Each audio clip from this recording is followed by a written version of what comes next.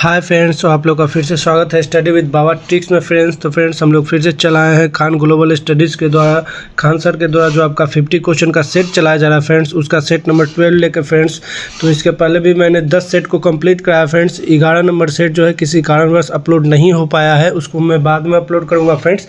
तो चलिए, हमारा जो टेस्ट नंबर 12 है फ्रेंड्स अगर आप किसी भी कंपटीशन एग्जाम की तैयारी कर रहे हैं तो आप हमारे चैनल के साथ जुड़ सकते हैं और अपने परफॉर्मेंस को बूस्टअप कर सकते हैं फ्रेंड्स। यहाँ पे आपको रहमान सर के द्वारा, रोशन आनंद सर के द्वारा, खान सर के द्वारा, कौटिल जीएस के द्वारा, यानी कि किसी भी तरह का प्रैक्टिस सेट आपको यहाँ पे प्रोवाइड कराया जाता है फ्रेंड्स। तो चलिए, आप लोग का ज़्यादा समय ना लेते हुए फ्रेंड्स सीधे क्वेश्चन की तरफ बढ़ते हैं। और ये खान सर एंड टीम के द्वारा डेली जीके जीएस टेस्ट का टेस्ट नंबर 12 है फ्रेंड्स।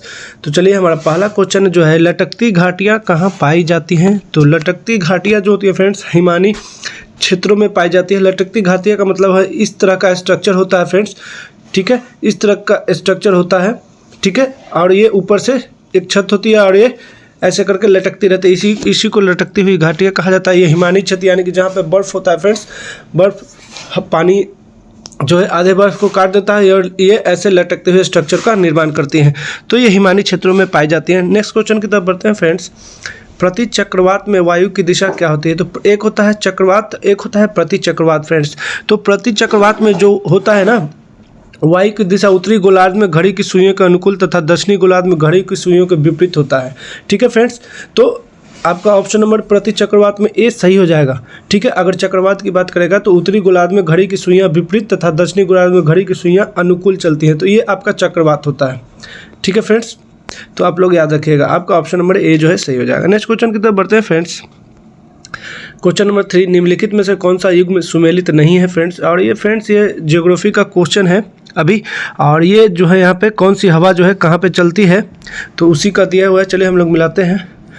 इसमें पूछ रहा है कि कौन सा सुमेलित नहीं है, तो फौन होता है फ्रेंड्स, फोन होता है, फान होता है, फोहान नहीं होता, फान होता है, ठीक है। इसको आपको फोन कर लीजिएगा। फोन जो है अल्पास पर्वत पर चलती है, बिल्कुल सही है।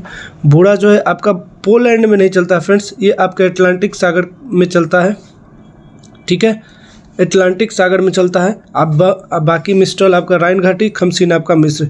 तो इसमें गलत जो है फ्रेंड्स आपका ऑप्शन नंबर बी जो है सही हो जाएगा, ठीक है।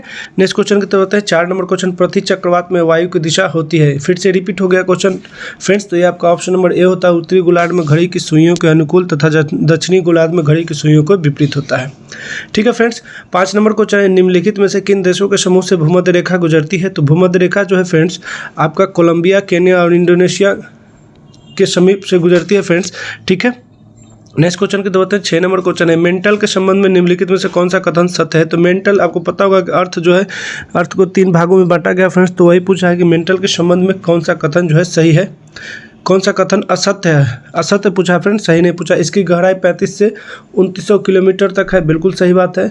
इसका संपूर्ण भाग प्लास्टिक की अवस्था में नहीं फ्रेंड्स, ये प्लास्टिक की अवस्था में नहीं, यही आपका गलत है। बाकी इसका आयतन 83.5% से 67.8 भाग मेंटल का है और इसका घनत्व 3 से लेकर 5.5 तक होता है फ्रेंड्स। तो बाकी सब सही है, बाकी आपका ऑप्शन नंबर बी जो है आपका गलत है, ठीक है। 7 नंबर क्वेश्चन की तरफ बढ़ते हैं फ्रेंड्स। 7 नंबर क्वेश्चन है, अग्निवलय यानी कि सर्किल ऑफ फायर या रिंग ऑफ फायर किससे कहा जाता है फ्रेंड्स? तो circle of fire, ring of fire जो है प्रशांत परिमेखला को कहा जाता है फ्रेंड्स। तो ऑप्शन बी जो ऑप्शन सी जो है आपका सही हो जाएगा, ठीक है। 8 नंबर क्वेश्चन है फ्रेंड्स, जलोढ़ परितंत्र कहाँ पर निर्मित होते हैं? तो जलोढ़ परितंत्र जो है फ्रेंड्स आपके नदी के किनारे, ठीक है, जहाँ पे जल होगा वहीं पे निर्मित होते हैं। 9 नंबर क्वेश्चन है, बिना गढ़ वाला एकमात्र हड़प्पा स्थल कौन था? तो बिना गढ़ का एकमात्र हड़प्पा स्थल आपका चन्होदरू था फ्रेंड्स, ठीक है। ऑप्शन नंबर सी जो है सही हो जाएगा, ठीक है। 10 नंबर क्वेश्चन, निम्नलिखित में से कौन सा एक शहर हड़प्पा शहर नहीं था? तो आपका लोथल था, धोलावीरा था, ठीक है, सोतकाह था, मेहरगढ़ नहीं था फ्रेंड्स। ऑप्शन नंबर सी जो है आपका सही हो जाएगा, ठीक है।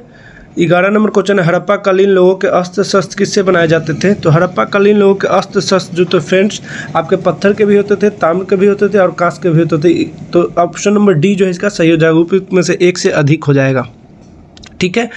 12 नंबर क्वेश्चन है फ्रेंड्स, स्वशासन या स्वराज भारतीय राष्ट्रीय कांग्रेस का अंतिम लक्ष्य है। यह घोषणा दादा भाई नेहरू ने कांग्रेस के निम्नलिखित में से किस सत्र में किया था? तो इन्होंने जो है फ्रेंड्स ये कांग्रेस के कलकत्ता अधिवेशन जो 1906 में हुआ था फ्रेंड्स, उसी में किया था। ये जो हुआ था 1906 में हुआ था, ठीक है, आप लोग याद रखिएगा।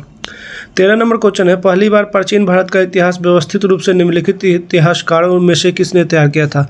तो प्राचीन भारत का इतिहास जो था सबसे पहले जो है आपका विंसेंट आर्थर स्मिथ के द्वारा तैयार किया गया था। ऑप्शन नंबर बी जो है आपका सही हो जाएगा। 14 नंबर क्वेश्चन है फ्रेंड्स, आधुनिक भारत के इतिहास की निम्नलिखित घटनाओं को कालानुक्रमिक क्रम में व्यवस्थित करना है फ्रेंड्स। तो चलिए हम लोग देखते हैं सबसे पहले कौन सा घटित हुआ है। ठीक है फ्रेंड्स, तो सबसे पहले आपका स्वदेशी आंदोलन 1905 में हुआ है फ्रेंड्स। ठीक है, उसके बाद लखनऊ समझौता आपका 1916 में, मार्लो मिंटो सुधार 1919 में फ्रेंड्स। ठीक है, और अखिल भारतीय मुस्लिम लीग की स्थापना जो है फ्रेंड्स 1906 में हुआ है। ठीक है, अब यहाँ से देख लीजिए कि कौन सबसे पहले आएगा। तो ऑप्शन नंबर डी जो है आपका पहले आएगा फ्रेंड्स। डी के बाद आप ऑप्शन नंबर ए जो है आपका पहले आएगा फ्रेंड्स, सॉरी, उसके बाद डी आएगा फ्रेंड्स। तो ए डी, उसके बाद सी और बी। ठीक है, ए डी सी और बी जहाँ पे भी ऑप्शन में होगा आप वहाँ पे टिक लगा लीजिएगा फ्रेंड्स। ठीक है, ए डी सी और बी, तो आपका ऑप्शन नंबर 1 जो है सही हो जाएगा फ्रेंड्स। 15 नंबर क्वेश्चन की तरफ बढ़ते हैं फ्रेंड्स। संविधान की 10वीं अनुसूची क्या है फ्रेंड्स? तो संविधान की 10वीं अनुसूची दल बदल से संबंधित है फ्रेंड्स, जिसको 1985 में दल बदल संशोधन को लाया गया था फ्रेंड्स। तो ये दल बदल के आधार पर अयोग्यता के संबंध में प्रावधान है। तो ऑप्शन नंबर कहाँ पे है आपका बी जो है सही हो जाएगा फ्रेंड्स। ठीक है, ये आपका ऑप्शन नंबर बी जो दल बदल के आधार पर अयोग्यता के संबंध में प्रावधान है, 1985 में इसको लाया गया था। ठीक है, 16 नंबर क्वेश्चन फ्रेंड, भारतीय संविधान की 8वीं अनुसूची में का संबंध किससे है? तो 8वीं अनुसूची फ्रेंड्स आपको पता होगा कि भारतीय संविधान में कितनी अनुसूचियाँ हैं? ठीक है, 12 अनुसूची है फ्रेंड्स। ठीक है, सॉरी, आप लोग बताइएगा फ्रेंड्स, भारतीय संविधान की 8वीं अनुसूची में अनुसूची किससे संबंधित है फ्रेंड्स? तो 8वीं अनुसूची आपका किससे संबंधित? आधिकारिक भाषाओं से संबंधित है फ्रेंड्स। तो ऑप्शन नंबर बी जो है आपका सही हो जाएगा। ठीक है फ्रेंड्स, 17 नंबर क्वेश्चन है फ्रेंड्स, भारत का मूल संविधान द्वारा हस्तलिखित किया गया था। तो भारत का मूल संविधान हस्तलिखित जो था फ्रेंड्स आपके प्रेम बिहारी नारायण रायजादा के द्वारा लिखा गया था। तो ऑप्शन नंबर सी जो है सही हो जाएगा फ्रेंड्स। 18 नंबर क्वेश्चन, निम्नलिखित में से किस देश से भारत की संघीय प्रणाली संबंधित है? तो भारत की संघीय प्रणाली जो है फ्रेंड्स आपके कनाडा से संबंधित है। ऑप्शन नंबर ए जो है सही हो जाएगा। 19 नंबर क्वेश्चन है, भारतीय संविधान सभा का गठन कैसे किया गया था? तो भारतीय संविधान सभा का गठन जो है फ्रेंड्स 1935 में स्थापित प्रांतीय विधानसभाओं के सदस्यों द्वारा अप्रत्यक्ष चुनावों के द्वारा किया गया। तो ऑप्शन ए ही जो है इसका सही हो जाएगा फ्रेंड्स। 20 नंबर क्वेश्चन की तरफ बढ़ते हैं फ्रेंड्स। एक लेंस के गुजरने वाली प्रकाश की किरण बिना किसी विचलन के निकलेगी। तो एक लेंस से कहाँ से जो प्रकाश निकले बिना किसी विचलन के? तो ये फ्रेंड्स ऑप्टिकल केंद्र से जो निकलती है ना गुजरने वाली प्रकाश बिना विचलन के निकलती है। तो ऑप्शन नंबर डी जो है सही हो जाएगा। ठीक है, 21 नंबर क्वेश्चन है, सबसे सरल अल्कोहल है। तो आपका ऑप्शन देख लेते हैं हम लोग, सबसे सरल अल्कोहल कौन है? तो सबसे सरल अल्कोहल जो फ्रेंड्स आप लोगों को पता होगा कि मिथनॉल ही होता है। ठीक है, तो ऑप्शन ए जो है आपका सही हो जाएगा। ठीक है, 22 नंबर क्वेश्चन है, निम्नलिखित में से कौन सा एक विषम यौगिक है? तो विषम यौगिक जो है फ्रेंड्स आपका एथीन है। ठीक है, एथीन है और यह एक असंतृप्त है, इसलिए ये विषम यौगिक है। बाकी सभी संतृप्त है फ्रेंड्स। ठीक है, आपका मीथेन हो गया, इथेन हो गया, प्रोपेन हो गया। ठीक है, 23 नंबर क्वेश्चन है फ्रेंड्स, परमाणु बने होते हैं। तो परमाणु किसके बने होते हैं? तो फ्रेंड्स परमाणु जो होते हैं केवल प्रोटॉनों के बने होते हैं फ्रेंड्स। ठीक है, और इसमें इलेक्ट्रॉन, प्रोटॉन और न्यूट्रॉन होता है। ठीक है फ्रेंड्स, नेक्स्ट क्वेश्चन की तरफ बढ़ते हैं। 24 नंबर क्वेश्चन, एक मनुष्य को यदि 75 सेंटीमीटर दूरी तक दिखाई नहीं दिखाई पड़ने पर कौन सा दृष्टि दोष होगा? तो 75 सेंटीमीटर की दूरी पर अगर दिखाई नहीं दे रहा है फ्रेंड्स तो हाइपर मायोपिया होता है। ठीक है, नेक्स्ट क्वेश्चन की तरफ बढ़ते हैं। किस दशा में संपूर्ण आंतरिक परिवर्तन संभव नहीं है? तो संपूर्ण आंतरिक परिवर्तन संभव नहीं, कोई किरण जल से होकर कांच में आपतित होता है तो संपूर्ण आंतरिक परिवर्तन संभव नहीं है। 26 नंबर क्वेश्चन की तरफ बढ़ते हैं फ्रेंड्स। वृक्कों की निस्यंदक इकाइयों को क्या कहते हैं? तो वृक्क की कार्यात्मक इकाई या निस्यंदक इकाई को क्या कहते हैं फ्रेंड्स? तो आप लोगों को पता होगा नेफ्रॉन कहा जाता है फ्रेंड्स। ऑप्शन नंबर डी जो है आपका सही हो जाएगा। 27 नंबर क्वेश्चन है, प्रकाश संश्लेषण प्रक्रिया के दौरान उत्पन्न होने वाली ऑक्सीजन कहाँ से प्राप्त होती है? तो ये फ्रेंड्स आपके जल से ही प्राप्त किया जाता है। ठीक है फ्रेंड्स, आप लोग कमेंट करके बताइएगा कि प्रकाश संश्लेषण के दौरान कौन सी गैस उत्सर्जित होती है। ठीक है, नेक्स्ट क्वेश्चन की तरफ बढ़ते हैं फ्रेंड्स। ऊतकों से बाहर आने वाले रुधिर में किसकी मात्रा अपेक्षाकृत अधिक होती है? तो फ्रेंड्स वो कार्बन डाइऑक्साइड की मात्रा सबसे अधिक होती है। ठीक है, 29 नंबर क्वेश्चन है, वायुमंडल में कार्बन डाइऑक्साइड की वृद्धि करने वाली प्रक्रिया क्या होती है? तो ये श्वसन और दहन के माध्यम से ही कार्बन डाइऑक्साइड जो है फ्रेंड्स वृद्धि करता है। ठीक है, 30 नंबर क्वेश्चन है, हाइड्रोजन गैस के 2 मोलों का द्रव्यमान कितना होगा? तो फ्रेंड्स 2 दूनी 4 होता है। ठीक है, तो आपका ऑप्शन नंबर सी जो है सही हो जाएगा। 31 नंबर क्वेश्चन है, किसी बर्तन में रखे द्रव के किसी भाग में दाब लगाने से उसका संचार संपूर्ण द्रव में हो जाता है तथा प्रत्येक दिशा में दाब की समान मात्रा प्रसारित होती है। उपयुक्त नियम क्या है? तो जब भी प्रत्येक दिशा में समान मात्रा दाब की प्रसारित होगी फ्रेंड्स, तो वो पास्कल का नियम होगा। तो ऑप्शन नंबर डी जो है आपका सही हो जाएगा। 32 नंबर क्वेश्चन है, किसी घड़ी के लोलक की लंबाई बढ़ाए जाने पर क्या होगा? तो किसी घड़ी की लोलक की लंबाई अगर बढ़ाइएगा तो अवधि बढ़ जाता है और घड़ी जो है पीछे चलने लगता है। तो आपका ऑप्शन कहाँ पे है? तो ऑप्शन नंबर ए जो है सही हो जाएगा। ठीक है। 33 नंबर क्वेश्चन, कायिक प्रजनन में पौधे केवल निम्नलिखित अंगों से नए पौधे को देते हैं। तो कायिक प्रजनन जो होता है फ्रेंड्स, उसमें आपको तना, जड़ और पत्तियां सम्मिलित होती हैं। तो आपका जहाँ पे भी तना, जड़ और पत्तियां होंगे, ऑप्शन ए जो है आपका सही हो जाएगा। ठीक है। 34 नंबर क्वेश्चन की तरफ बढ़ते हैं फ्रेंड्स। किसी परमाणु के धनायन में परिवर्तित हो जाने पर तत्व की परमाणु संख्या क्या होती है? अगर धनायन में परिवर्तित हो जाएगा तो उसकी परमाणु संख्या जो है अपवर्तित होती है फ्रेंड्स। ऑप्शन सी जो है सही हो जाएगा। 35 नंबर क्वेश्चन है, भारत में राष्ट्रीय आवास बैंक यानी कि नेशनल हाउसिंग बैंक की स्थापना निम्नलिखित में से किसकी पूर्णतः स्वाधिकृत सहायक संस्था यानी कि होली ओन्ड सब्सिडरी के रूप में की गई थी? तो ये फ्रेंड्स आपके आरबीआई के द्वारा किया गया है। तो ऑप्शन नंबर बी जो है सही हो जाएगा। ठीक है। 36 नंबर क्वेश्चन, निम्नलिखित भारतीय बैंकों में से कौन सा एक राष्ट्रीयकृत बैंक नहीं है? तो राष्ट्रीयकृत बैंक जो है फ्रेंड्स, इसमें आपका फेडरल बैंक नहीं है, बाकी विजया बैंक, देना बैंक, कॉर्पोरेशन बैंक, ये तीनों राष्ट्रीयकृत है फ्रेंड्स। ठीक है। नेक्स्ट क्वेश्चन की तरफ बढ़ते हैं। 37 नंबर क्वेश्चन, निम्नलिखित में से किसे वास्तविक मजदूरी का प्रमुख निर्धारक माना जाता है?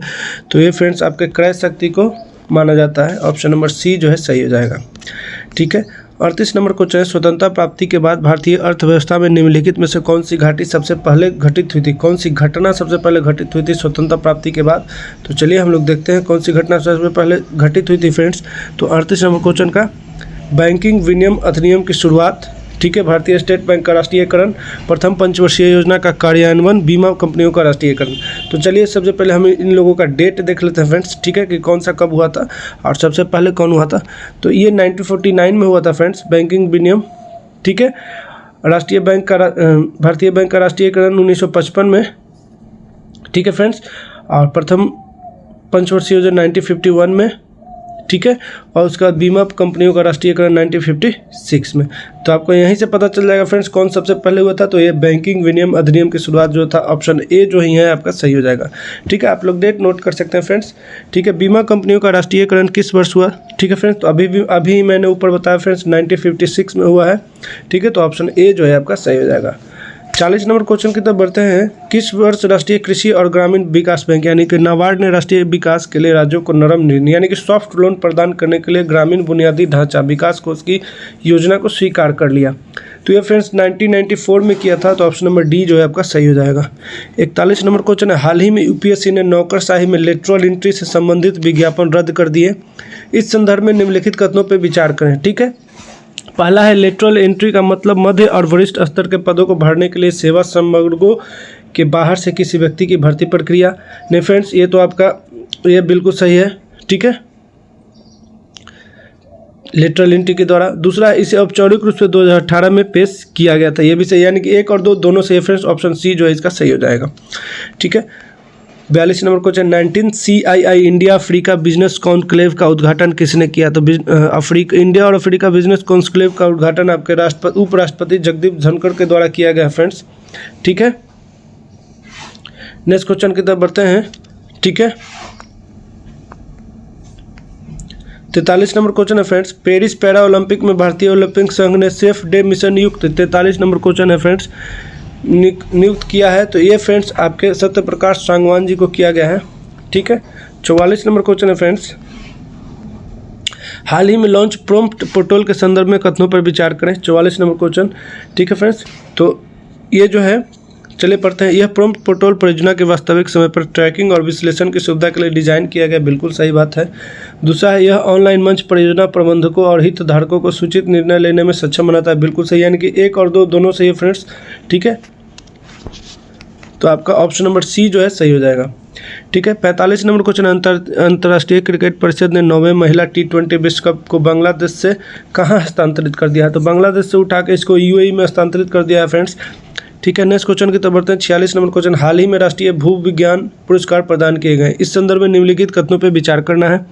ठीक है, तो पहला है राष्ट्रपति द्रौपदी मुर्मू ने 21 भू वैज्ञानिकों को यह पुरस्कार प्रदान किया, बिल्कुल सही बात है। दूसरा है भू विज्ञान, खनिज अन्वेषण और प्राकृतिक जोखिम जांच में 12 पुरस्कार प्रदान किए, बिल्कुल सही बात है, यानी कि 1 और 2 दोनों सही हो जाएगा फ्रेंड्स। 47 नंबर क्वेश्चन है फ्रेंड्स, अब भारत और मलेशिया ने अपने उन्नत रणनीतिक साझेदारी को व्यापक साझेदारी में बदलने के लिए समझौता किया है, इस संदर्भ में निम्नलिखित कथनों पर विचार करना है फ्रेंड्स। आप लोग को थोड़ा सा कथन और विचार में थोड़ा सा बोरिंग क्वेश्चन लग सकता है, लेकिन फ्रेंड्स आजकल का जो ट्रेंड है एग्जाम का यही है, आपको कथन और निष्कर्ष ही देगा। अगर आपको ये याद नहीं होगा तो फिर आप लोग को लिए दिक्कत है, तो थोड़ा सा धैर्य के साथ पढ़िएगा फ्रेंड्स। तो इसमें भी आपका दोनों ऑप्शन सही है फ्रेंड्स, तो ऑप्शन नंबर सी होना चाहिए, 1 और 2 दोनों सही हो जाएगा। ठीक है, नेक्स्ट क्वेश्चन की तरफ बढ़ते हैं फ्रेंड्स। 48 नंबर क्वेश्चन है, 20 अगस्त को राजीव गांधी की जयंती पर सद्भावना दिवस मनाया गया, उन्होंने किस वर्ष प्रधानमंत्री की पद की शपथ ली थी? तो राजीव गांधी जी तो 1984 में 7वें प्रधानमंत्री बने थे फ्रेंड्स। ठीक है, तो आप लोग याद रखिएगा। नेक्स्ट क्वेश्चन की तरफ बढ़ते हैं। सीएट क्रिकेट रेटिंग अवार्ड्स यानी कि 2023-24 में पुरुष अंतर्राष्ट्रीय क्रिकेट ऑफ द ईयर का पुरस्कार किसे मिला है? तो यह भारतीय कप्तान रोहित शर्मा को मिला है फ्रेंड्स। ठीक है, नेक्स्ट क्वेश्चन की तरफ बढ़ते हैं। 50 number question, India travel award में सर्वश्रेष्ठ हवाई अड्डा का प्रतिस्थापित खिताब लगातार तीसरी बार किसे प्राप्त हुआ है? तो ये आपके राजीव गांधी अंतर्राष्ट्रीय हवाई अड्डा को मिला है फ्रेंड्स, तो ऑप्शन नंबर सी जो है आपका सही हो जाएगा फ्रेंड्स। ये 50 क्वेश्चन का जो सेट था खान सर के द्वारा जो चलाया गया था, इसको मैंने कंप्लीट कर दिया और ये आपका सेट नंबर 12 था फ्रेंड्स। ठीक है, तो आप हमारे चैनल पर, अगर ये वीडियो आपको अच्छा लगा तो आप हमारे चैनल को सब्सक्राइब कर सकते हैं सर फ्रेंड्स, वीडियो को लाइक कर सकते हैं, अपने फ्रेंड सर्कल में शेयर कर सकते हैं। तो मिलते हैं नेक्स्ट वीडियो में फ्रेंड्स, तब तक के लिए धन्यवाद। जय हिंद, जय Bharat, thank you very much.